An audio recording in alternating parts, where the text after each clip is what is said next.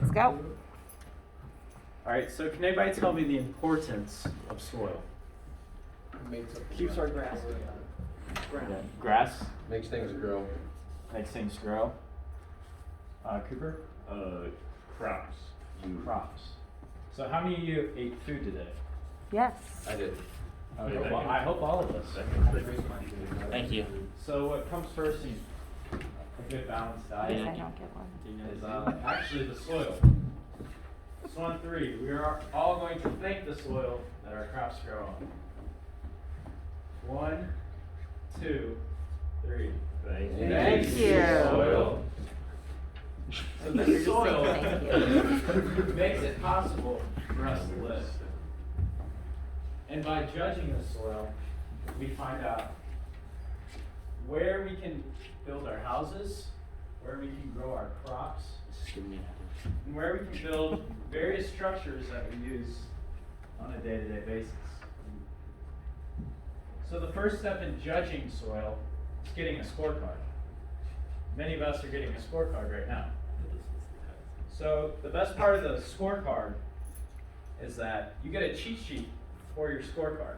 It's called the interpretation sheet. This will help you kind of figure out what all this really means.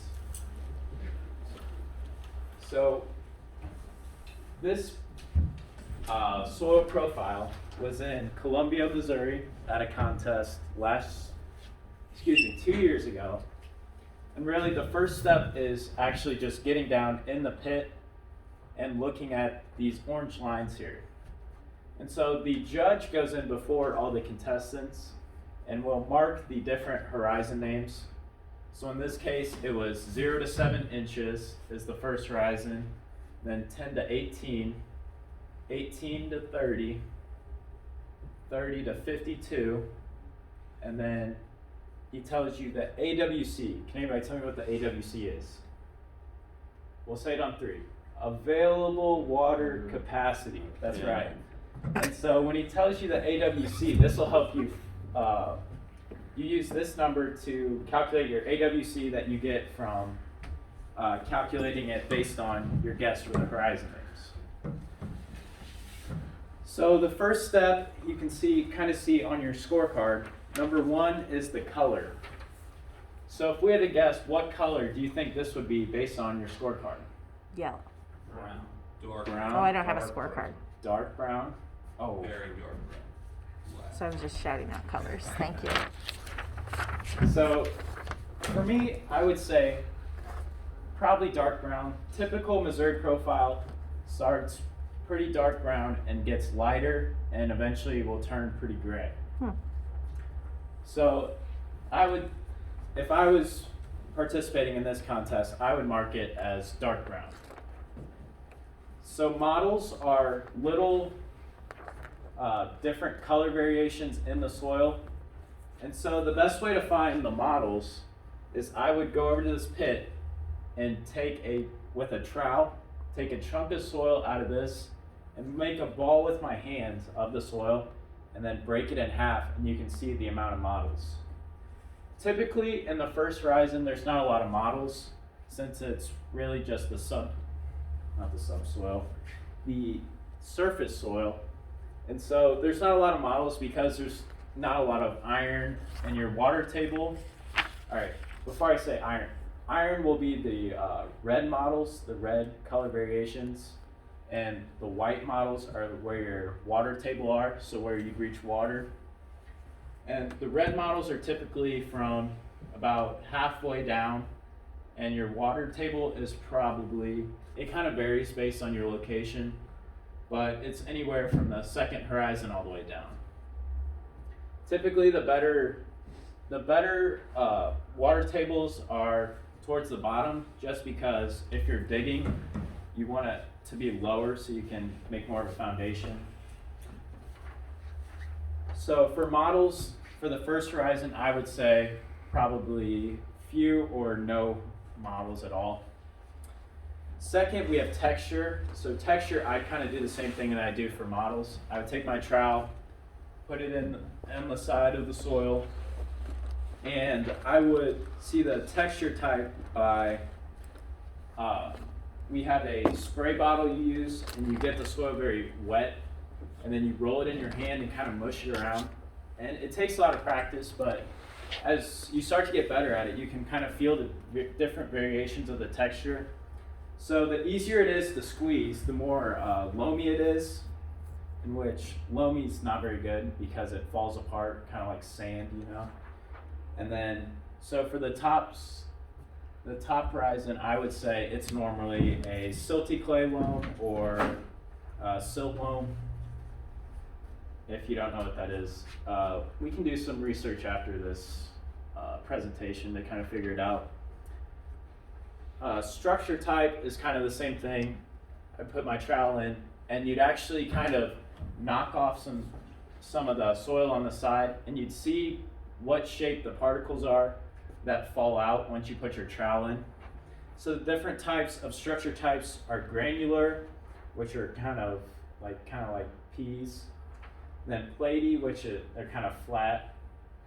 Then blocky, they're like blocks. Prismatic, they're kind of triangles, like pyramid type. And massive are just big clumps that fall out. So after you get your structure type, you're going to look at total rock fragments. How you do this is you kind of scan the horizon. You're going to see how many. You're going to see the amount of rocks that you see on the horizon, and you're going to kind of calculate just based on guesstimation on if you think the rock covers less than 15%, 15 to 35, and that's typically where it ends, because in my years of soil judging, I've never seen anything more than about probably 25%, or else it's like solid rock, and then you'd hit bedrock. Rock fragments, these are your big rocks, so 3 to 10 inch rocks, so they're about this big at least. And it's the same thing except with bigger rocks. Special features. Anybody tell me what fragipan is? I'll tell you right here. Fragipan restricts water flow and root penetration. So this is not good for farmers trying to grow crops, because if there's fragipan in about this first layer to the second one, it's not going to be good for growing crops, because it's going to restrict the water flow, and the rooting depth won't be as good. So wind will be able to knock over their crops, which is not good at all. So the horizon name. So typically the horizon name for the first one is going to be the A horizon, which is going to be your surface. And then as you get lower, you'll probably go to subsoil and probably say subsoil until you get down here. And this is where you'll probably hit bedrock right around down here. And this is where all the soil is gone and it's just rock at that point. So some of the tools you're going to need for soil judging. You're going to need a trowel, like I said, to figure out like the texture. You also need a bucket. I like to use a bucket to sit on while I fill out my scorecard outside of the pit. And the bucket also is good for carrying all your supplies. Most of the time, whenever you're judging soil, it's going to be pretty cold and muddy. So I always wear overalls and muck boots just to make sure my good clothes don't get ruined. Also, part of the contest is measuring the slope of the land above the pit. And so you're going to need a hand level for this, which I couldn't find one. I was going to bring one in.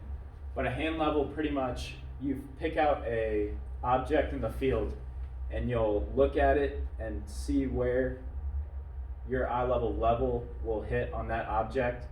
And then you'll go to that object and do the same thing back and kind of measure what the slope's going to be based on the rise and the run. And then you're going to need a calculator, like I said, to determine your AWC. There's a certain formula on your interpretation sheet that should tell you how to calculate AWC based on what you put for your horizon types and the soil texture. And so this may seem like a boring concept and a boring demonstration, but judging soil really has its important qualities just because farmers use this to grow their crops, because you don't want to buy land that isn't suitable to grow your crops, because what's the point of a farmer if they can't grow anything? And then picking out land to build a house, if your